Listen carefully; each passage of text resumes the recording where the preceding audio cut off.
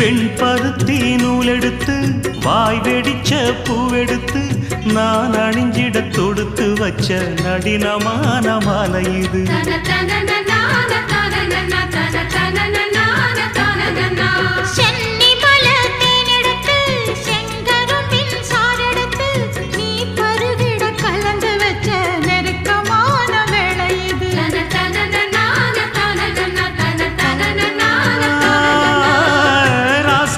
உடம்பிருக்கும் ரவிக்க துணி நானாக அன்னாடம் சூடி கொண்ட ஆசை வச்சாகாதா.